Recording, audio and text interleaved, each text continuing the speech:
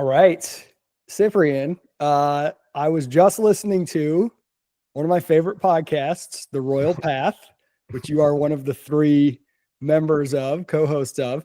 Yes. And apparently it was the last episode. It just ended. So I'm going to start. This will be a good lead into what we want to talk about.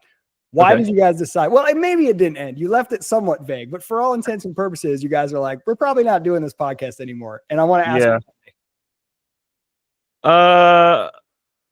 Well, and I mean, this will probably start out getting into like the broader discussion, but I mean, this thing that we call a content creator,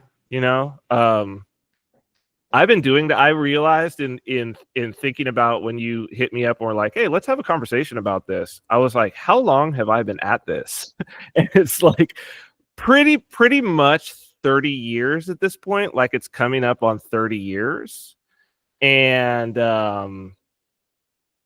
like it's somewhere, it's like it's more than 25. So let's say 25. I won't go the full 30, but like 25 years. I've done this in like every medium possible. I've played, as I was thinking about this, I was like, I've played pretty much every role in all of that process. And something happened in like maybe the last two before this one was the last, where I was like, is this the end? Like, what is this? And then, prayed on it a lot for weeks. And really what came back to me was like, yeah, that's it. You're done. This is done. Put a bow on it. It's like diminishing returns. Yep. And the thing with this, you'll notice that Father Turbo, right, who was basically the inspiration behind this, from the beginning, you'll notice he never calls it a show. He never calls it a podcast. He calls it a project. And that was always what it was from the beginning. And I think that had inside of it this implicit notion that there's an end date on this thing. Right? It's a project. It's for a purpose. And that's also another big thing. I don't think that I would have done another show. I'm pretty much like, I'm over that piece, that aspect of my life that holds no, where you go every week and you do a thing and you've got to come up with something to talk about. And like, it becomes about the show. Yep. Rather than about some concept or idea. So, I still am writing. I'm writing another book, but it's really heavily focused around things local to me, which has also been interesting. And I go on and I'll do little videos when there's like some concept that I just want to even work out on video sometimes. So I was always very, very much aware of like, where is my current state? How am I feeling? And then where are we in terms of the project? And then also, and not to be like, this is going to sound weird, but also, but although Father Turbo is our priest and he's my spiritual father, and there are things that, I mean, my spiritual life is very much like in his hands in terms of my own development. And I'm obedient to the things that he says I need to be doing. But neither he nor Andrew had really had the experience of, and I knew from the beginning, I was like, well, this is gonna at least get like a little bit of a cult following to it. Yeah. And even that, most people, I mean, even when you get to like 1,000, I think it's the channels at like close to 8,000 or 7,000 something. That is subscribers. Enough. That's enough. That's enough to do the thing. Yes. And I think the thing that I'm talking about. 100%. Right? Yeah. That's enough to do the thing. And so I was conscious of like watching also them. And because the change happens in a very subtle way that the person who's inside of it has no clue is happening. But if you've seen it a few times, and I've seen it at every scale, right? Because I mean, I was a star of a TV show for 6 seasons. So I got to on Showtime. Yep. When it was big, like before there was, big streaming series and things like that. Well, so let me say three Go ahead. short Please. separate thoughts. So first, This is going to sound weird because I just said I love the podcast. I think it's great. I think people should go check it out. Go listen to the past episodes. But thank you. I'm glad you ended it. And I'll tell you why. I don't think enough things end. Like, remember when Seinfeld ended? I was like so glad. And especially these days, everybody feels the need to just drag these half lifeless corpses of stories or shows or ideas or bands, the reunion tour. They just never die. It's like, can we just have what we had be the thing that it was and then not keep? So I love it. I love it when things are like, there, that's good.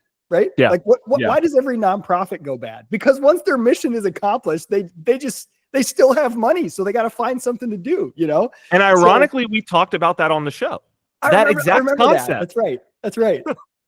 So thank you for ending it. Funny little side thing. It's so funny. When I was emailing you, given what you said in your last episode and given what I know about you, I almost threw in there, hey, you want to come chat with me on my podcast? I promise nobody listens to it, as a way to entice you. Because I know you get to a point where I didn't have this with me, and I've never been close to the level you've been at. But like, if somebody asked me to go on their podcast, especially if it's to talk about the typical things that I, for a long time, was known for talking about, my first reaction is like, but if they're like, nobody listens to it, I'm like, okay, me too. Right now I'm listening. Same. No, those are the conversations that I want to have. And usually it's because the thing hasn't happened. Yeah. The thing that happens hasn't happened. Right. And so you get genuine conversations with genuine people. And I think that this was something that people saw in the royal path. It led to it allowed the format. First off, the format is, I don't think this format has ever really been done. Right. So, a conversation, first off, I mean, just even the idea of like a spiritual father in the West is like not even really a concept. Right. Yep. And so like, that was actually the first. What's weird is the first episode of the show is, if you go and you look in the archives, episode 1 is what is the royal path, where we're explaining the royal path. But that actually wasn't the first episode we recorded. The first episode we recorded is actually episode 2, which is talking about this notion of fatherhood. And it's almost like you need to have those 2 episodes under your belt to understand even what it is that you're watching. And so you're watching a conversation between, a father and his sons interacting in this way, discussing these spiritual things, and the sons coming from 2 very different sides. Yes. Right. So I described it. And this came to me as I was sort of praying on this whole thing. Why it works is, the church as the body of Christ, like Christ, the Pantocrator icon is this interesting icon where like half of it is, if you cover half, it's like the shepherd, the blessing hand. And if you cover the other half, it's the judge, the law. He's holding the law, and he looks really stern, right? You put them together and it's like, that's Christ. And so the church is prophetic and pastoral, right? Pastor meaning shepherd, right? It's a literal word for shepherd. And it's like, as I thought about it, I said, oh, wow, Andrew, like that's what he does. He's a substance abuse counselor, recovery counselor. He's a pastor. He's a shepherd. That's what he does. And me, I mean, the whole Vince Stradamus thing and all, like, if I'm not playing the role of prophet, I don't know what it is. And so you had these 2, so it's like the 2 sons coming and then like it getting worked out, and because Father Turbo is absolutely both. And then he has the backing of tradition to like make it all make sense. And I think that's just nobody's seen that. Like happening in real time. We never planned anything. Yep. It was just like, let the Spirit guide us. We never talked about, we're going to talk about this topic, except on a few occasions of big topics, right? And I think that resonated with people, but it's like, there would come a certain point, because the medium is the message, where the spirit of the medium is going to infringe upon that very special, holy thing that's happening. And I felt that starting. And I think other people felt it start. It's so funny you mentioned. So my very best friend, TK Coleman, who I've been friends with for years and years and years. He's on the Minimalist podcast now. But way back in the day, I had started this podcast. I would just interview whoever was interesting to me and talk about stuff. And I brought him on. Every time I brought him on, it was like the most fun conversation. It was the kind of stuff we just do anyway. It was just us recording what we normally do. And people, like, I didn't really have much of an audience then, but those were the only episodes I would get people commenting and people emailing me or just friends in real life saying, I love it when you talk with TK. So I started just because I used to have like a theme about every episode. So I started just being like, Fridays with TK. We just bring him in on a Friday. We just talk about whatever. And then eventually we were working in this company together, helping young people on their careers. And we're like, let's spin this out to more of something that's more related to the company. And so we called it office hours. And it was like, we'll just take your career and life questions. And it was like these conversations that we would always have, having tons of fun. We take audience questions. Something funny started to happen. I remember we went to a conference once, and we were probably audience-wise maybe similar to what you were with the Royal Path, right? Like enough to where like you can feel it, but not, household name or anything. I go to some conference, and we were on a panel about something, and it was like he and I and one or two other people.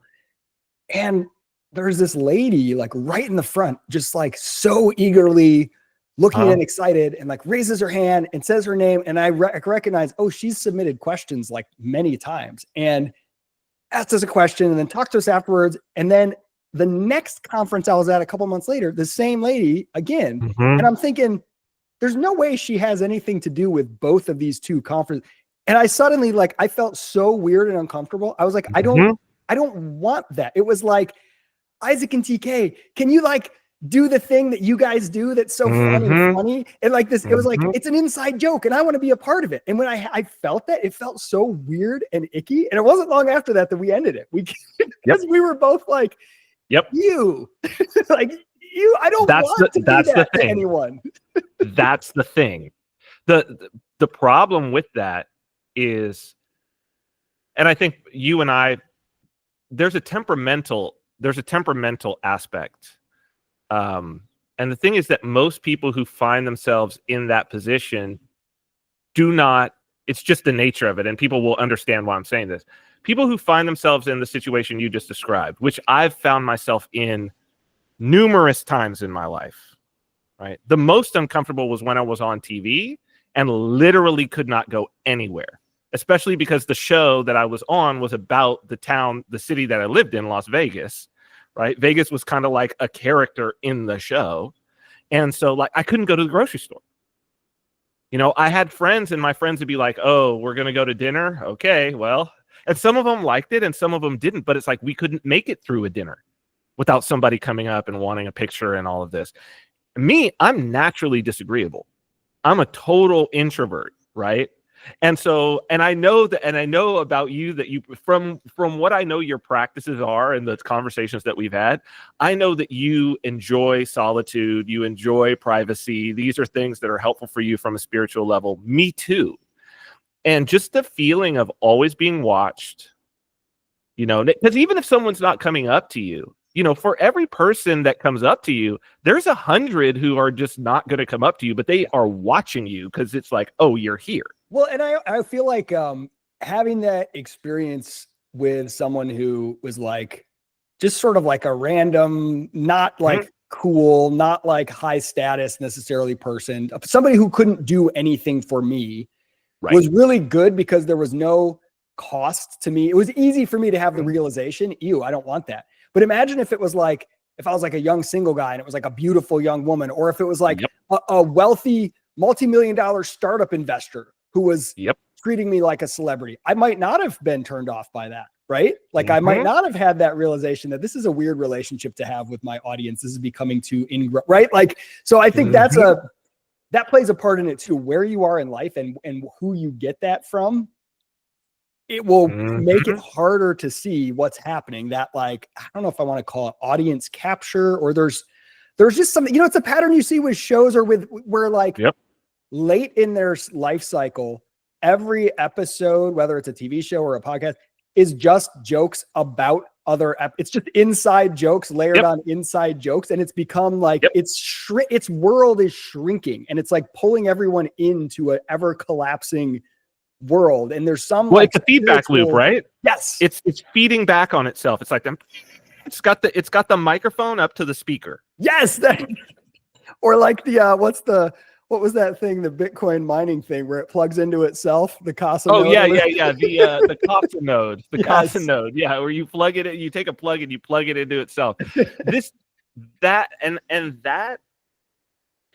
is when things, I mean, that's the whole idea of like the jump the shark and all of that. And I think we talk about it from like an audience standpoint. Oh, the show started to degrade when that happened.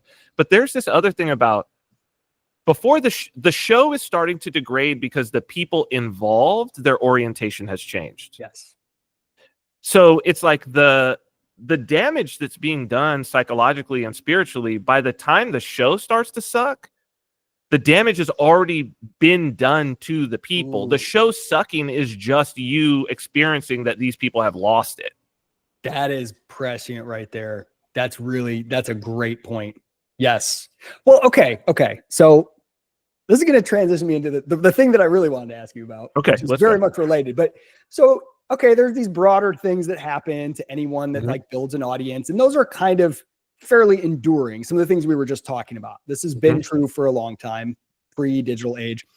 But then there's like a different type of creating. This is going to take me a second to set it up. So forgive me if I rambled. So for years and years, I had spent working with young people getting started on their careers. And I would tell them all the time this concept of like, be your own credential, learn out loud, build a body of work. Hey, we're in this digital age. When someone Googles you, they should find something. If you're trying to get a job, don't send them a resume of where you went to college. Send them a landing page you made or a project you built or some tangible. And like this idea of openly participating, not necessarily as an expert, but even just as a learner. Hey, write a blog post about, I'm working on learning data visualization. Here's my latest project. And this concept, and I help so many young people, like give them a daily blogging challenge. And I myself, I mean, I've daily blogged for years. I've written books and podcasts, and like learning out loud, putting your signal out there. Okay. So while I think that is still true, I don't think that has changed, but I think there's a difference between, let's say, writing blog posts about what you're learning and you're trying to learn Photoshop or something like that. And you're just sort of like doing it as a record in case you want to point someone to it, to something happened in the last maybe 4 or 5 years where these days I don't feel comfortable telling young people to go blog every day or go to a Facebook post every day. Like I used to do that. And it was a way of watching them break through things that were holding them back. And actually, like, it was good and healthy for them. They got more discipline. They got more. I don't tell people anymore to do the daily blog challenge or to do because I almost feel like something has shifted where the opposite is needed. Like, how about you take a month where you don't share your opinion or ideas with anyone ever? So is it me that's changed because I'm just getting older, or what has changed in the world to make being a creator? I used to say the big danger, guys, is to just be a consumer where all you do is end up reading posts and reading Reddit and watching YouTube. Create instead of consuming, write a blog post instead of reading one. And that was like good advice. Now I feel like there's just as much danger of becoming a creator. Like I'm hesitant to tell people to go start a podcast or to go. What am I sensing? That's what I want your thoughts on. Well, so you're totally on point. And it is the last, I would say, 5 years. So just anybody watching, just in terms of background, like I do feel qualified to speak on what changes have happened in this regard. Cyprian has foreseen and predicted every major cultural change for the last decade, so he can speak.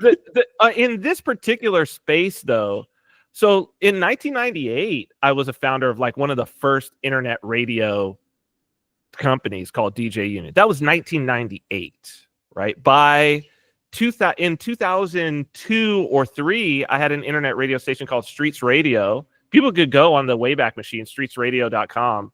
and see and that we actually were streaming to a setup in the Hollywood Hills by the end, first on the 360 building in Hollywood that had been shut down after 9/11.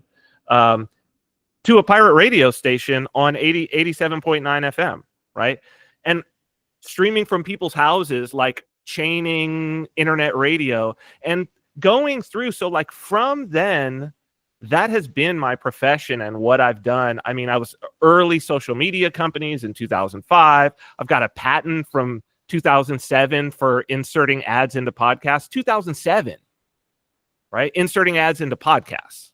And right? you know what it is to not just be a part of that world, but to be a brand as well. I remember the first time 100%. I actually met you, you brought me on your podcast, and it was your name, and you had your name brand of vodka, and you had your name brand, like you were early in the, whatever, the influencers or whatever they're called now. So like you had the word influencer didn't exist, right? Yeah. But I was doing the pattern. So here's what changed in the last 5 years. What changed in the last 5 years is that the capability for people to be able to earn a living off of, so basically the revenue that these companies are generating on these platforms is such that now it used to be that only, let's say, 0.01% of the people who were producing content could make any money, could live. I mean, even if I monetized my channels at the time of the Vin Armani show, I couldn't have made any money. That's why I had my newsletter, my vodka, all of these things, right? And off of that, we were able to sustain and make a little money and run the show.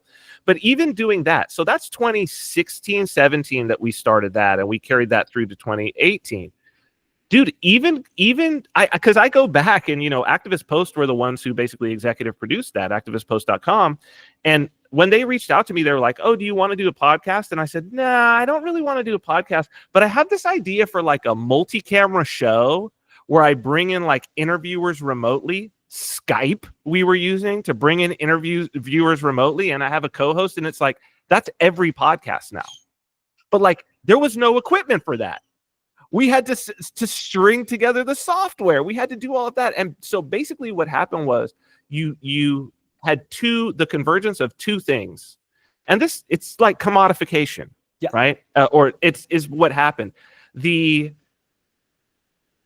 were enough podcasters. There was enough demand for people to do podcasts because the podcasters like Joe Rogan, it was probably Joe Rogan going to Spotify and getting that huge deal that woke a lot of people up and said, oh, there's a ton of money in this, right? Then the ability to monetize and the monetization programs that were being run by YouTube and Spotify and these other platforms, even Instagram, all of this, right?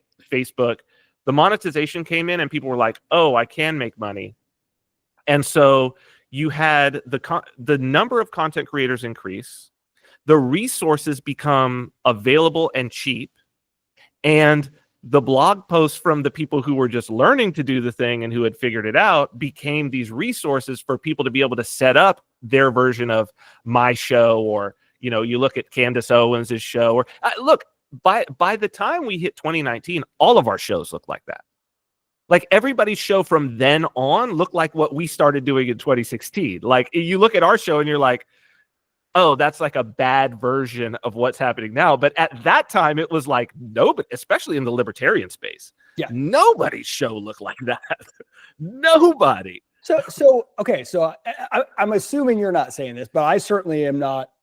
I am not of the belief that like, oh, the fact that it's easy for more people to make podcasts is terrible and whatever. Like, there's nothing inherently bad. And the fact that people can earn a living off it, there's nothing inherently bad. But there is something like spiritually dangerous in a way that I felt like there was like an innocence, like where there was just less danger in, hey, go start posting your blog every day, and or Medium back in the day. Maybe people will read it and follow it. Maybe they won't, but that'll just be a good exercise for you. When people enter into that world now, it's like there's a danger of them becoming whatever the male equivalent of OnlyFans is, or the non-sexual equivalent of like, where now you get sucked in and you're not going to make it a real career, but maybe you get enough money or just enough attention to turn you forever unproductive, or like turn you into just like reply guy, or like, I don't know, there's like some spiritual change to where contributing to the public conversation, sharing your ideas openly, suddenly is like almost like an anti-symbol. Before it was like, oh, this is somebody who will openly post their thoughts about whatever software tool or whatever political thing, whatever. It's like, yeah, that's someone with confidence and they're thinking about things. That's not a bad signal. Now it's like one more person who's always tweeting all day. It's like, I don't know. There's like a counter signal. The person that just doesn't participate in any of these online discussions is kind of like better or something, more or like valuable. Is in less danger. So there's like a spiritual dimension to it that I'm not wrapping my fingers around. Why? It's about orientation ultimately.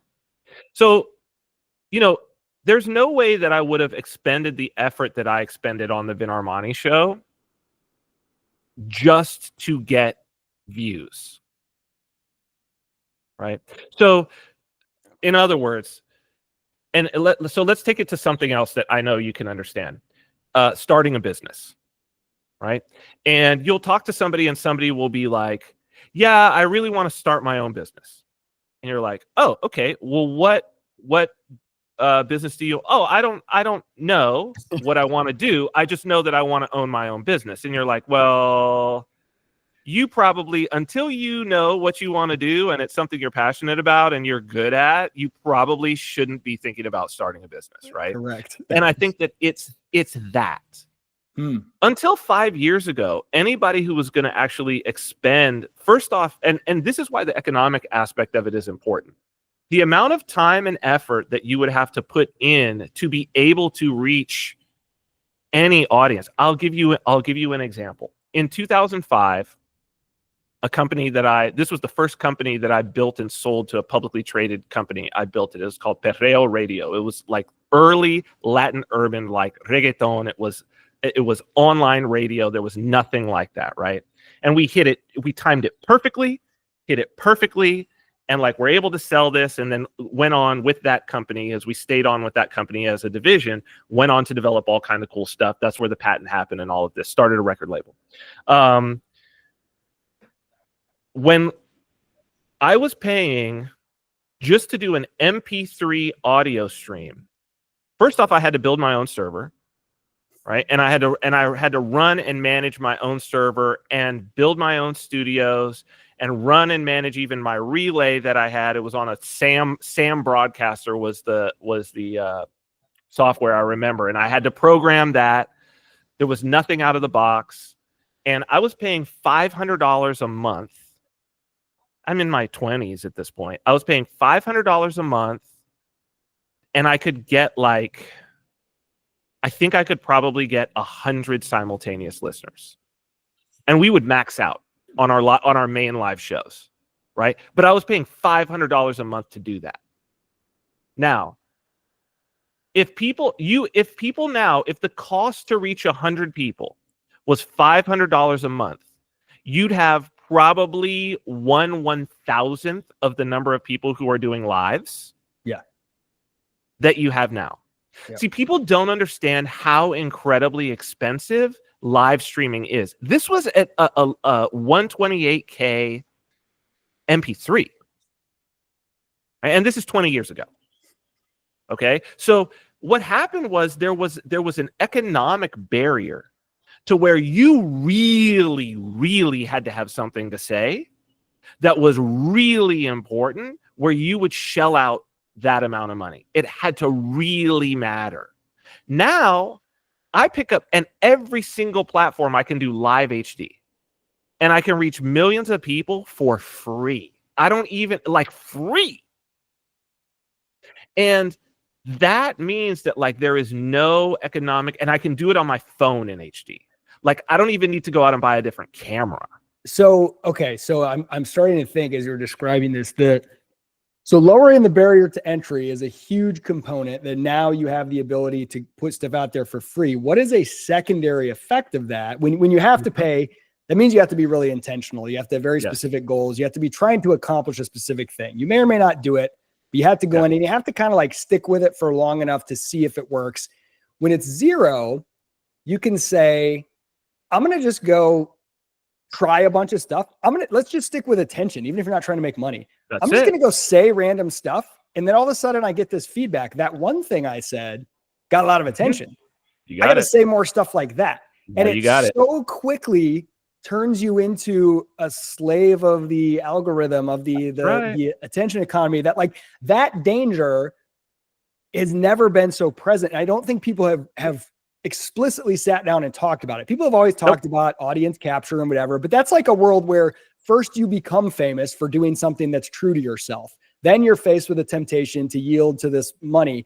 This is like day one from the second you get on the internet and you get to post to X or Facebook or Reddit or whatever you want for free. And the minute it gets something that gives you something you want, your brain is like rewiring itself. Do more of that, do more of that, do more of that. And before long, you're just like an angry shit poster or whatever. And you're like, you know what I mean? You're like a slave or a fool or a fool. Yes. Because that's what people want to see. And fundamentally, like people want to watch other people destroy themselves. Oh my gosh. You want to know the stuff that, and this is what I don't get on X very much anymore. I really do enjoy it for. I've been off for. I know you have. I know you have. It's now sort of shrunk into very specific uses for me. Like I'm a huge Detroit Lions fan. They're finally good for the first time in my life. I live somewhere with no Lions fans.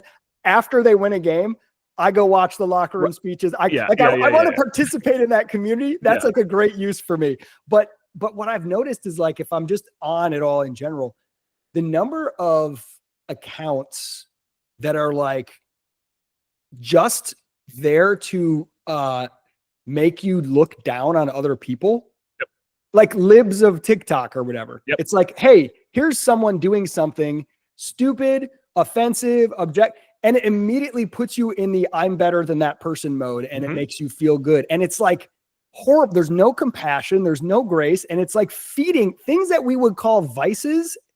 It's treating them like virtues. Like you're a good person for clicking like on something that makes that is showing someone else to be a fool. And that's like half the content on there. I'm like the spiritual effect, like what that does to your soul over time is scary. And it's one thing when you're consuming it. And it's another when you're engaging with it, right? The likes, the retweets, the comments, all of that. It's something else when you are creating content based on it. Because the other thing that you'll notice in the last, and this goes straight to this idea of the feedback loop or the mirror looking at itself, and how, so you imagine already you have that spiritual, that malignant spirit there. Okay, now imagine that you do a feedback loop. Like imagine that spirit is a single note. And now imagine the feedback loop, right? And then what you're experiencing, then what X or YouTube or any of these becomes is this cacophony. The spirit is so loud because it's fed back on itself. And so what else did we see over the last 5 years? Like, it's crazy to me that you can often see reaction videos getting more views than the videos themselves. And you have entire brands of that are nothing but reaction, like nothing but like two guys sitting there watching a video that was already, and like you're watching them watch it. And it's like, and they're not even commenting through the whole thing. Or somebody like Asmongold, where you're like, what? It's nothing but commentary. The layers of abstraction. It's funny you mentioned that because, you know, as I said, I you know, sports Twitter, like after my team wins is one of my fun little things. But even there, what I notice is what leaks in there now increasingly is, you know, Lions just beat the Bears with the Bears botched it at the last second.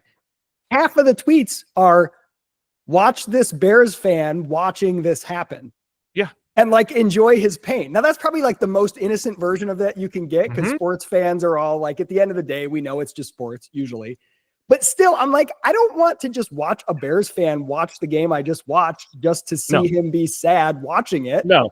You know, like I want to watch a highlight. I want to watch like the post-game press conference or the locker room speech. And like, there's funny memes and jokes too. I'm not above that. But there's something where you can see the trend of the things that are getting rewarded, at least now. Maybe the pendulum will swing back, is like I don't think so. The more abstracted you are from any actual real thing happening, like the more it gets. I even saw, this is somewhat related, maybe it's not, but hey, check out this new view you can watch if you're watching a football game. You can go to like alternate broadcast and watch the Manning view, where watching the real game makes it look like the video game Madden, or not Manning, Madden. So it shows like names above guys and their routes and I'm like, I don't want it to look less real. I want it to just look raw and and then you can watch guys reacting to the video game, or guys will be like, I used Madden to recreate this play from a real game. And then here's a video of my friend watching me recreate a real game that we watched on video. Right. And you're like, I don't know where we are anymore. It's disorienting. It's the feedback loop. It's the mirror looking at itself. And I think that tells us what we're looking at from a spiritual standpoint. It's self-worship. It's self-worship, which is the ultimate. I mean, that's how Satan fell. Like, it's the ultimate sin is self-worship. And when people are, these people that you described of like, they're coming on to be content creators, but again, it's like they're just like, I just want to be an influencer, a famous influencer, right? And it's like, but even when you watch those influencers, there's nothing original. They're just commenting on things and critiquing people and talk, and it's just like, who can critique and comment and talk about other people the best? And it's very strange, very, very strange. And it again, it's this desire to look outside of yourself, to allow the black mirror to be your mirror, and to basically groom yourself based upon the feedback that comes back off the black mirror. And this was one of the things that I noticed was I saw this. I was cognizant of this when I started doing reality TV in 2010. I did 2010 to 2016, and that's right after that first writer's strike. It's the golden age of reality TV. Yes. This is like Real Housewives, Kardashians, like everything. And I had already watched the physical, and I mean, the Kardashians are the prime example, like the physical transformation. But there was one, I'm just trying to remember what the show was and what the woman was, this blonde. I can see her in my mind's eye right now. But I remember whatever the show was, there were all these haters that were talking about her appearance. And between like seasons 1 and 3, she got all this plastic surgery, all of this. And I watched it and I was like, oh, she's trying to like meet the haters where they're at, but yet the hating never stopped. Yes. And now they were hating on her for having changed. And I was very, very cognizant of that going in. But I also know that most people just simply do not have, especially if they come into that situation as an adult, they just have no natural defenses. They don't understand the dynamic of the hater. Nobody will ever change. Well, and part of it is when somebody tells you a good thing, in some ways, if they're positive towards you, in some ways they're telling you not to change. Yeah. Which is why it's also negative. Yeah. Right? Because are those people righteous? Is it righteous people telling you that? Or are these people a mess themselves? Yep. If they're a mess themselves, then wow, I probably do need to change. And then on the other side, the haters, it's like, are they a mess? Okay, but even a broken clock is right twice a day. Sometimes your haters will have some truths in there, and that's the reason why it's stinging you, And so people going out and being like, okay, I don't know who I am, but I want to be famous. Tell me who I am. Tell me who I am, and I will become that for you. I will do that for you. But that in and of itself, it's not about the audience. It's not. It's about you and your desire for attention. And attention is a drug.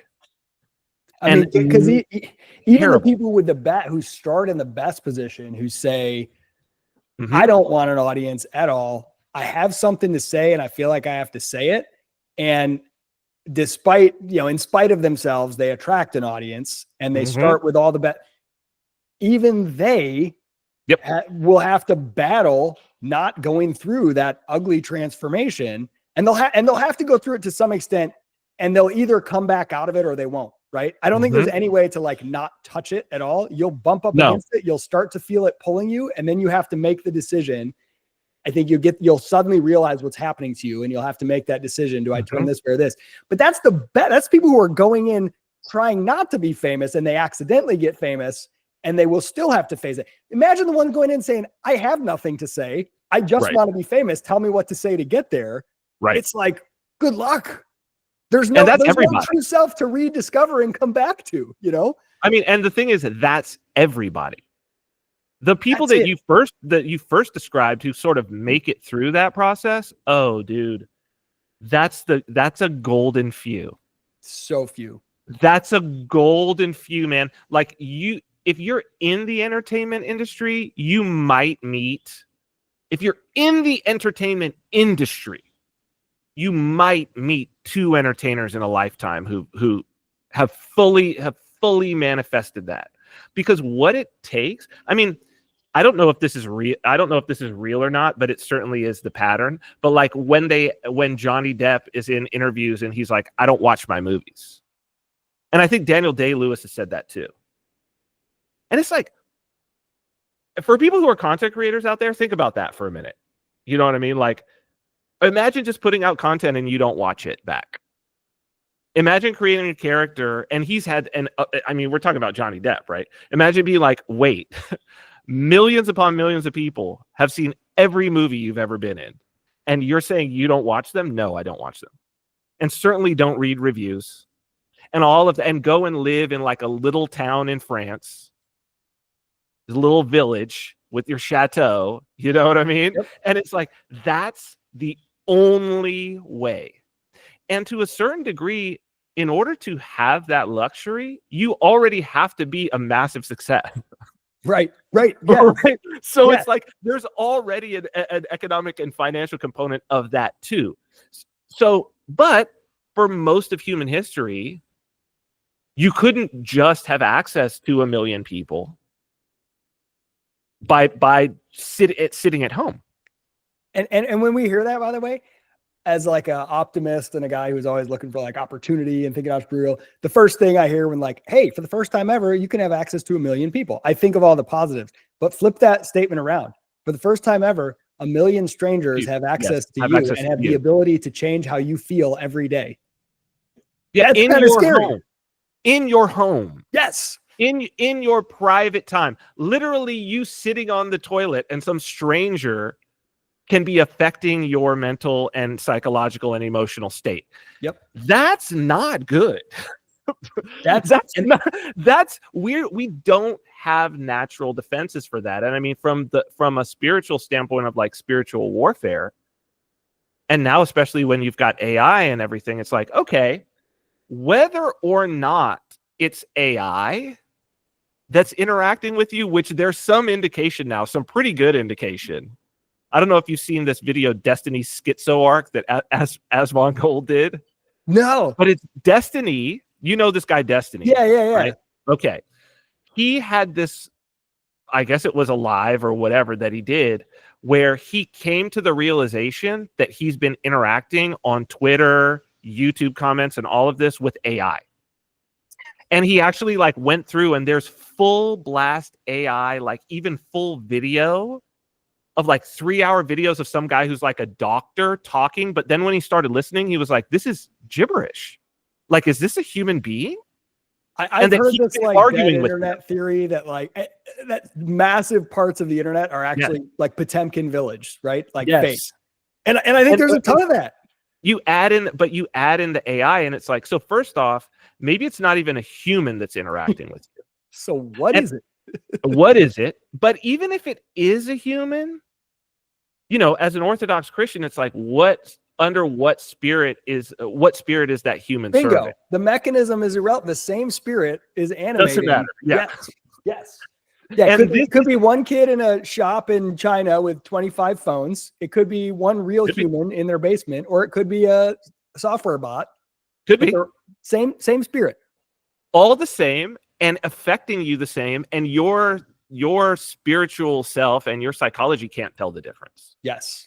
So it doesn't matter what all of those things are. It's going to affect you in the same way. We do not have natural defenses against that. We just simply don't.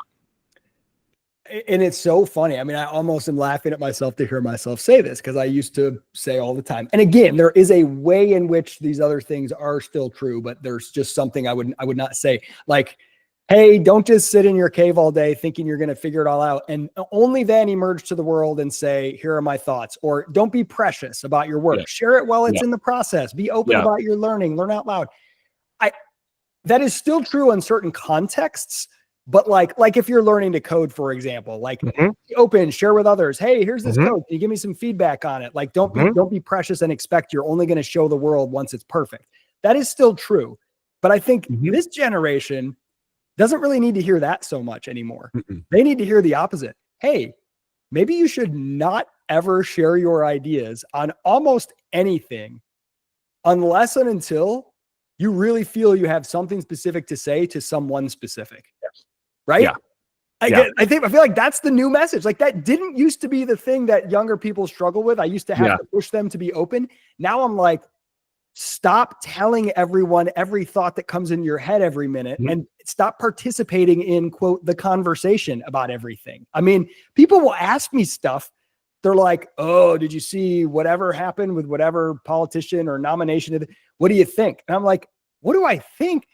How would I have an opinion on that? How would I have time to have an opinion on that? And why do you think you should, you know?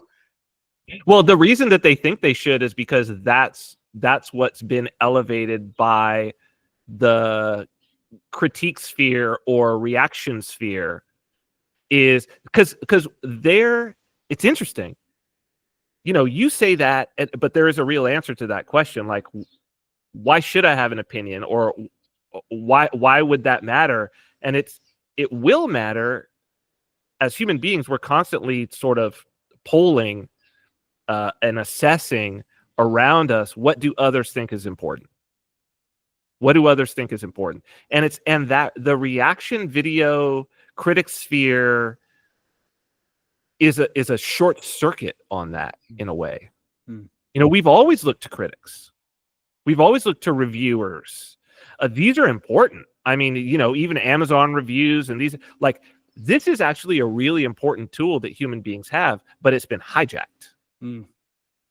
Because that critic sphere and that reaction sphere and all of that, it's the feedback loop. They're choosing what to react to because it's the thing that's already popular.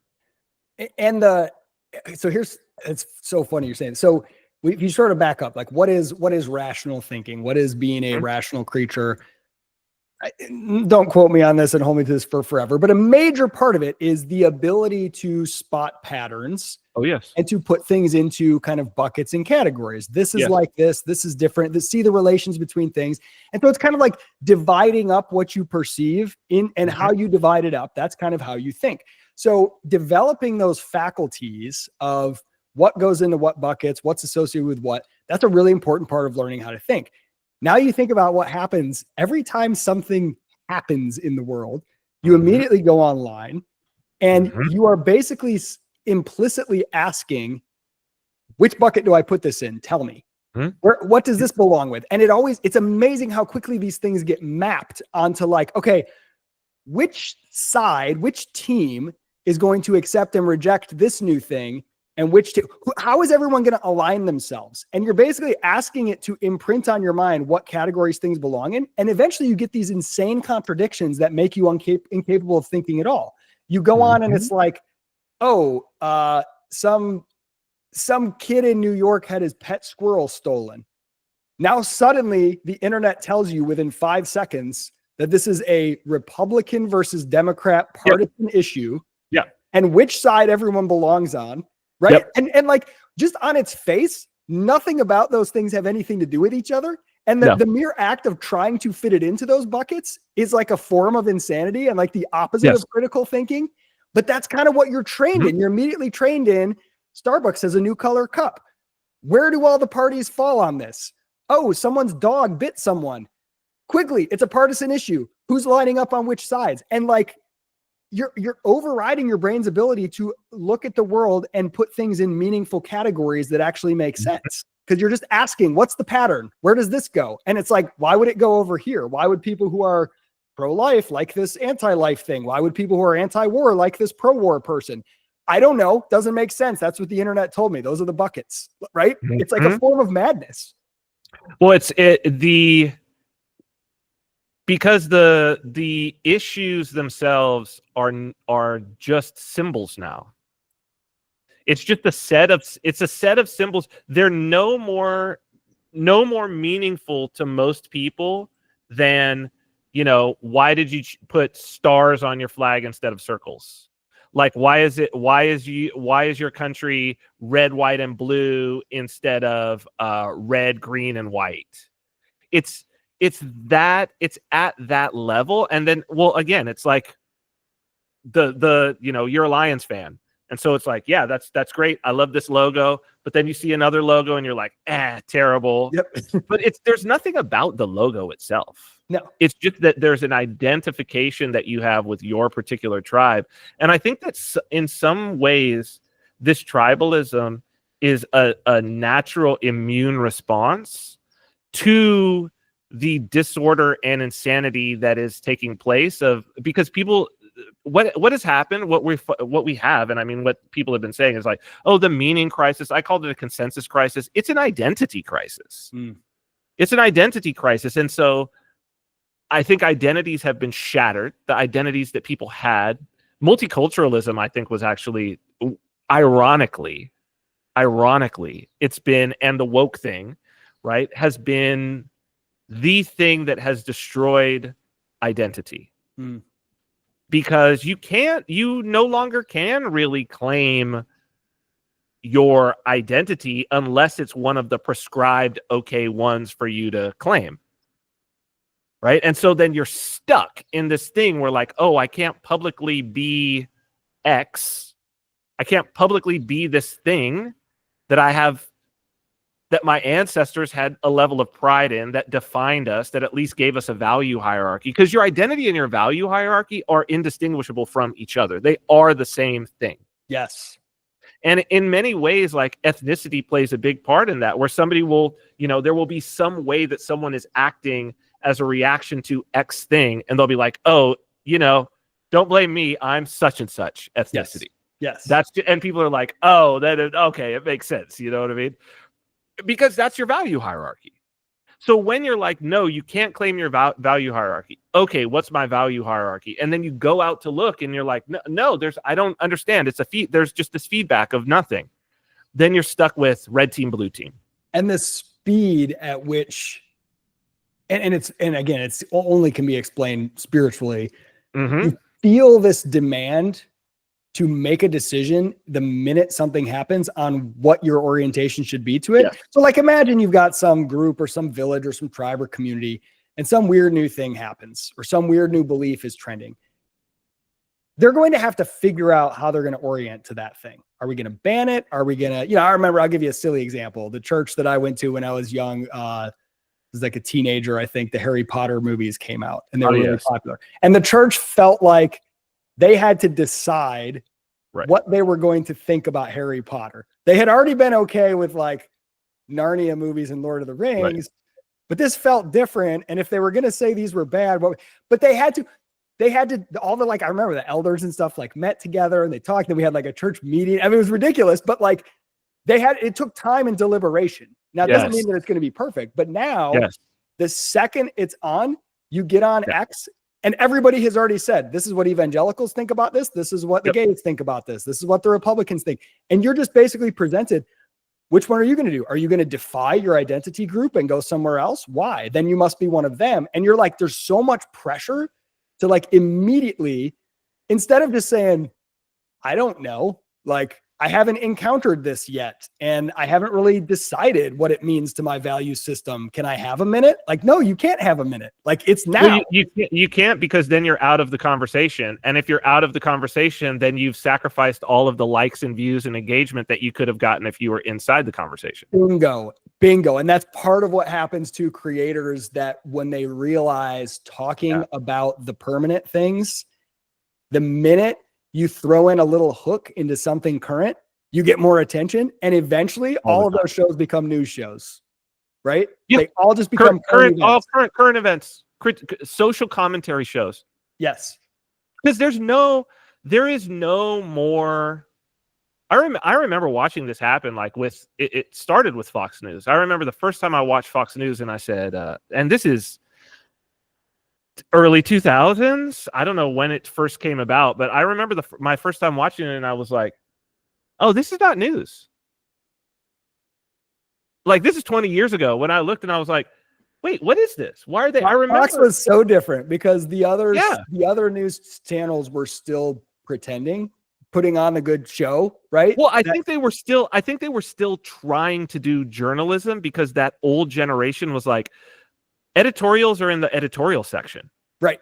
Like, we sit here and we report on what happened. Well, and as objective they believed that they were doing that. I would say that even what they were doing was always, it's never like this. But they believed it, where Fox was just like brazen about it. Like, well, they were brazenly editorializing, and the anchors would say their opinion in a way where you knew it was their opinion. Yep. And now all of cable news is that. That's all there is. But not just all of cable news, like all of quote unquote independent media is that. And actually, independent media is more popular because they just discarded with anything that would have resembled an actual reportage. Yes. It's like, that's gone completely. This is just, let's get some people together and give our opinions on shit.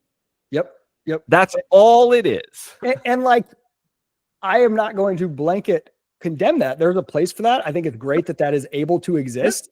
But I think recognizing the pull of the message you're being sent is like, when you get on these social media, that your highest good, your highest use, your highest value as a person is simply to have an opinion about something, or to say something in a way that other people like will give you attention or will engage. And that is to have a popular opinion within your tribe.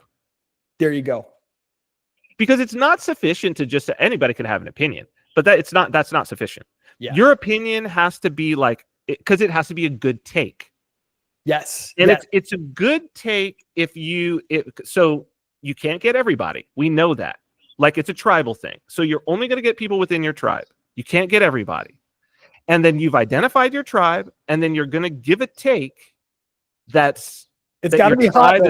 Stands up and cheers. It's got to be slightly hot, but not too hot, right? Oh yes. Oh, and it's the best people, and that's why Rogan has, I think, won.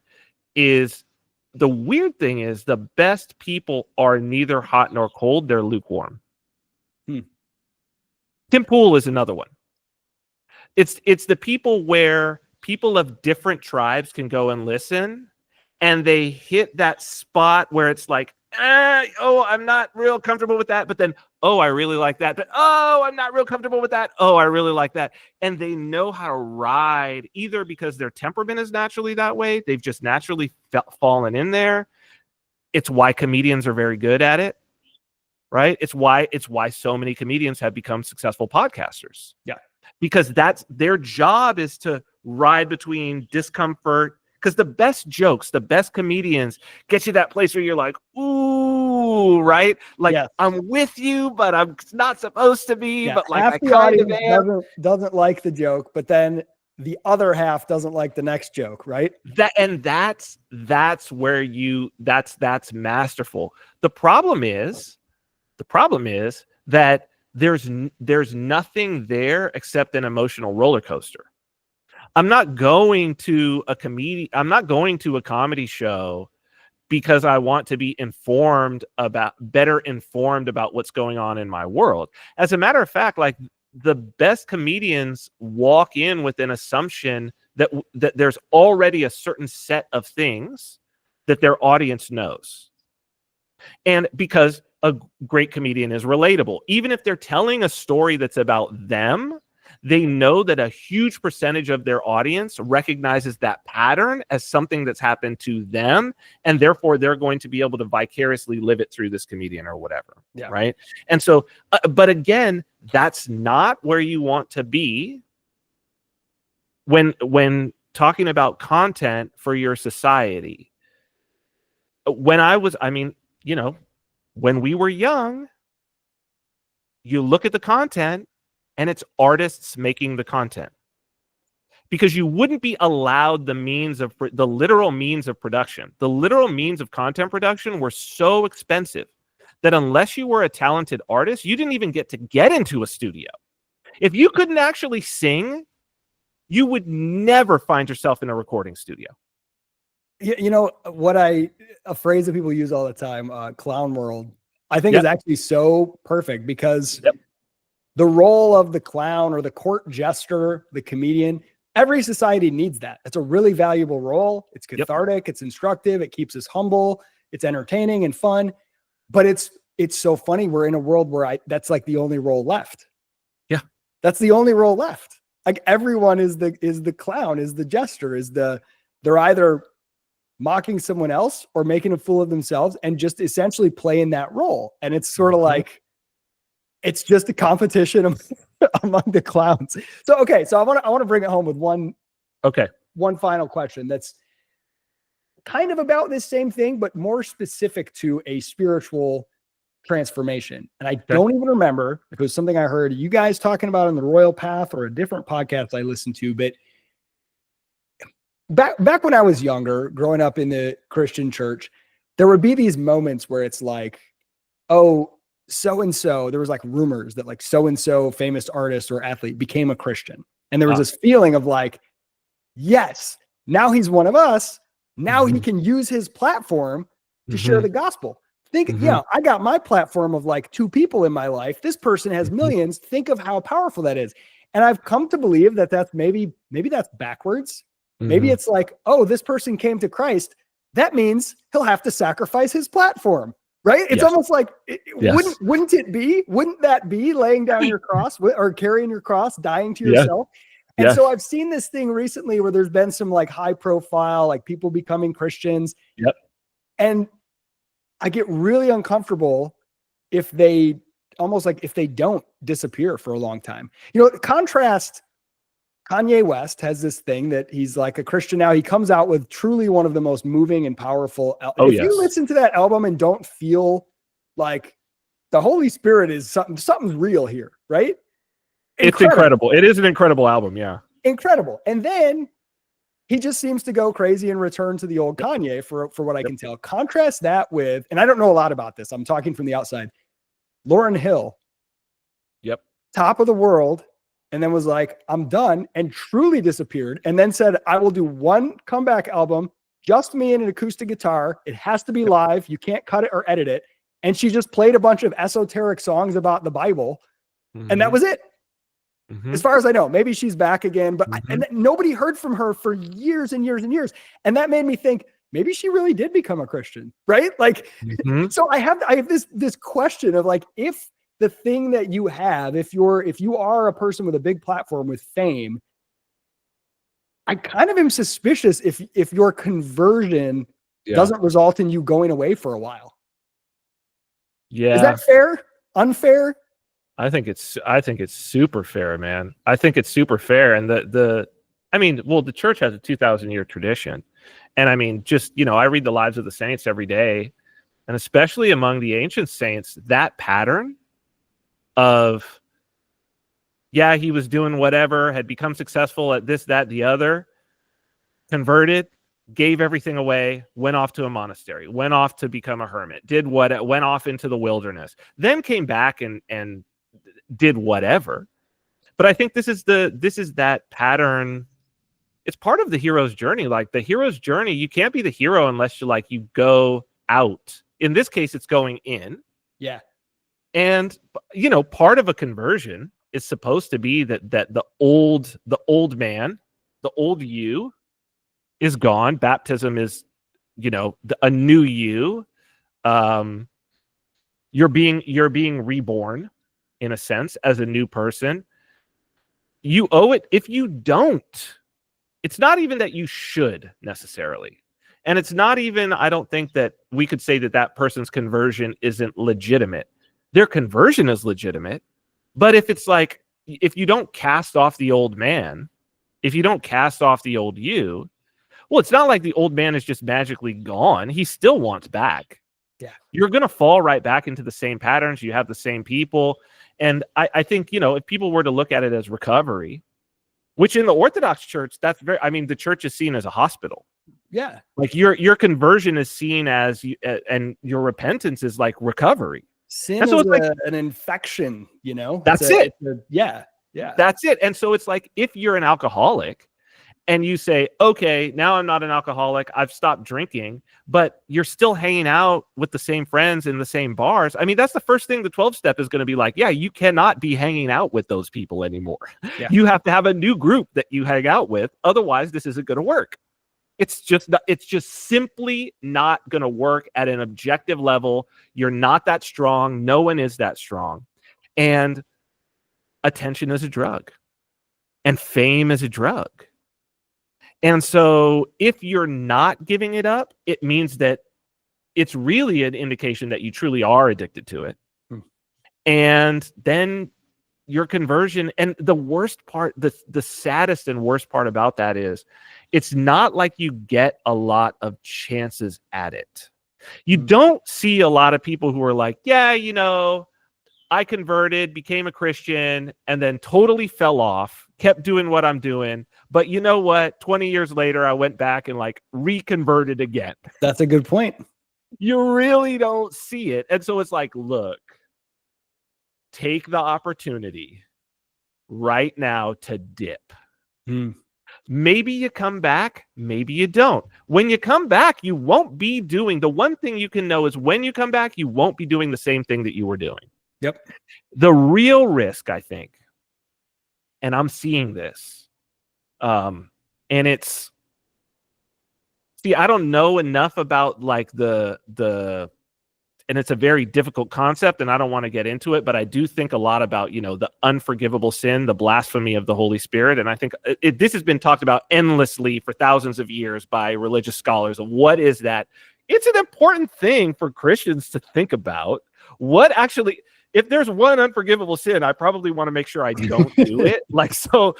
What is it? It's something that I never really heard talked about in my upbringing and in the churches that I was in, right? But it's like, okay, what is the unforgivable sin? But I do feel like it's might be approaching it if, and I'm seeing this a lot, so if you are an influencer, whatever, or want to be an influencer, and then you convert and adopting that Christian identity now becomes a way for you to get more of an audience, but I don't hear any of your message fundamentally changing. I just hear you adding in, oh, and I'm a Christian. Oh, and I'm a Catholic. Oh, I'm Orthodox. Oh, I'm this now. Oh, I'm this now. But you're talking about the same things you were talking about before, but now you're using Christianity to justify the things that you were just using whatever ideology to justify before. Now you've just got crosses in the background, whereas before and I'm like, I think that's probably getting pretty close. Especially if you are leading people astray, right? Better to have a millstone, So I think about a lot this, even though I've been a Christian my whole life and I'm familiar with all this stuff, it's still so hard to remember, what does it look like when a Christian is winning or when the church is winning? It looks like they're losing. That's what right? To the world, Jesus lost when he got killed. That's actually when he was winning. When the disciples were martyred, that was their greatest moment. And it looked to the world like that when the church was being stamped out and forced to go underground, that was when it was being victorious. And so you bring this down to the individual level, like what would it look like for a particular life to be transformed, to become, to be winning for Christ? It would probably look to the world like they were losing. 100%.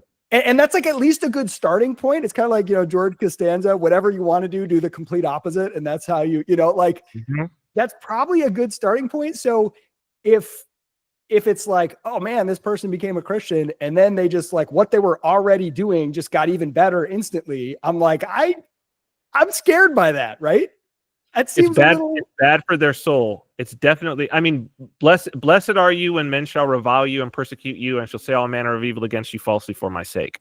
Yes. And that's not to say that everybody who's reviled, sometimes you could be reviled and persecuted for doing something terrible. But if you're being reviled and persecuted in Christ's name, and you can be doing the right thing and be sort of like winning, so to speak, at times. But when you look at the individual person, it's often like, someone who would rather not be famous or have an audience, that's like their burden to bear because that's what God has called them to. And I always think about Paul when he said, I didn't come to you with persuasive words and good arguments. I came to you like a fool.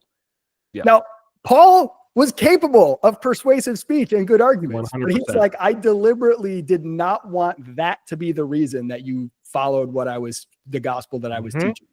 I wanted to come like a fool to make sure that it wasn't me you were following. And that always stuck out with me. Like, there's just something that I've only started to fully appreciate in recent times, watching the attention economy start to devour everything, watching everyone become a creator, watching all of the competition and seeing it apply. Christians are like, cool, how do we win the game now? How do we get a guy who's famous, right? And it's like, no, it's got to look different. There's got to be that death. There's got to be carrying. I mean, they're gonna get a guy. They've got him.